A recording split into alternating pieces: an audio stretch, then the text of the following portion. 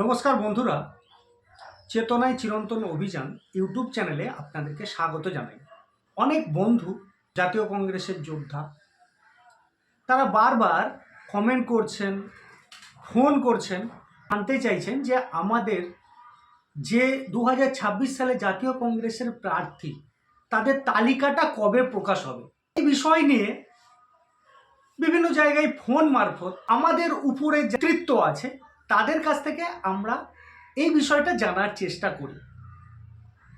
তো যথারীতি তারাও আমাদেরকে খুব সুন্দরভাবে বলে, কিন্তু আমরা যেহেতু নিচু স্তরের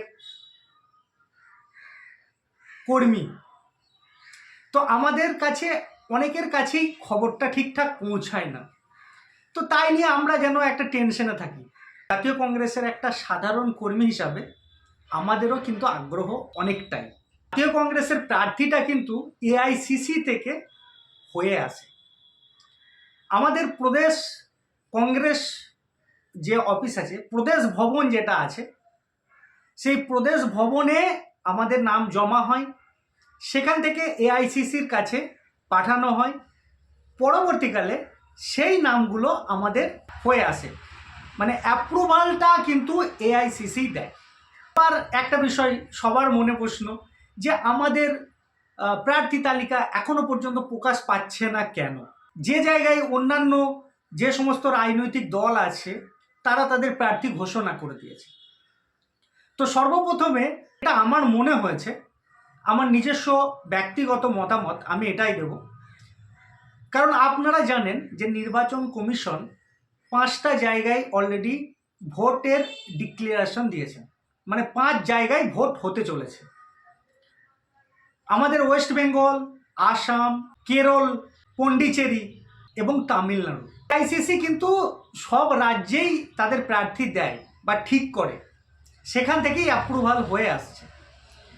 তারপরে আরও একটা সমস্যা, সেটা হচ্ছে আপনারা সবাই শুনেছেন আমাদের মাননীয়া সোনিয়া গান্ধীজি তিনি অসুস্থ, ওনার শারীরিক অবস্থার অনেকটাই অবনতি হয়েছিল। তো এখন যথারীতি উনি সুস্থ আছেন, তুলনামূলক সুস্থ আছেন। তো সেটাও একটা কারণ দেখাচ্ছেন। আর সর্বোপরি সব জায়গা থেকেই আমাদের কম বেশি প্রার্থী তালিকা বা প্রার্থীর যে লিস্ট সেটা পাঠানো হয়েছে প্রদেশ থেকে, আবার পাঠানো হয়েছে এআইসিসিতে। তো সেখান থেকে আমাদের অ্যাপ্রুভাল হয়ে আসবে। তো যাই হোক, যতদূর খবর আমি পেয়েছি বা নিয়েছি, হয়তো আজ কিংবা কালকের মধ্যে, মানে আজকে 27 তারিখ রাতের দিকে কিংবা 28 তারিখের মধ্যে নির্বাচনের যে প্রার্থী তালিকা সেটা প্রকাশ করা হবে। আপনাদের উদ্দেশ্যে আমাদের সর্বস্তরের নেতারাই একটা কথা বলছেন, যে আপনারা নির্বাচনী যে প্রচার সেটা চালিয়ে যান, প্রার্থী কে হবে সেটা তো পরের কথা, এআইসিসি যাকে ঠিক করবে বা প্রদেশ যেটা ঠিক করবে তারাই প্রার্থী হবে। তো আপনাদের প্রচারটা আপনারা থামিয়ে রাখবেন না। আপামর সাধারণ জনগণের কাছে যারা আছেন, জাতীয় কংগ্রেসের যারা সৈনিক, তারা তাদের কাছে যান, ভোটের জন্য বলুন।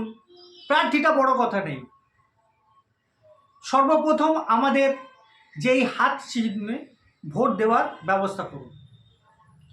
একদম বুথ স্তর থেকে একদম আপার মানে উঁচু স্তর পর্যন্ত যারাই মানে জাতীয় কংগ্রেসের নীতি আদর্শে উদ্বুদ্ধ, তো তাদের উদ্দেশ্যেই এই বার্তা, আপনারা আপনাদের এলাকায় প্রচার শুরু করুন। হয়তো 2-1 দিনের মধ্যেই আমাদের প্রার্থী তালিকা প্রকাশ পাবে। তো অনেক বন্ধুরা এই বিষয় নিয়ে বারবার ফোন, মেসেজ, হোয়াটসঅ্যাপ অনেক কিছু করছেন, তো তাদের উদ্দেশ্যেই না বানিয়ে পারলাম না এই ভিডিও। তো বন্ধুরা, আশা করি এই ভিডিওর পর আপনাদের যে প্রশ্ন ছিল সেগুলো হয়তো ক্লিয়ার হয়ে যাবে বা বুঝতে পারবেন। তো আমরা যেহেতু জাতীয় কংগ্রেসের সৈনিক, তো আমাদের এখন একটাই কাজ, আমাদের প্রচার প্রসার।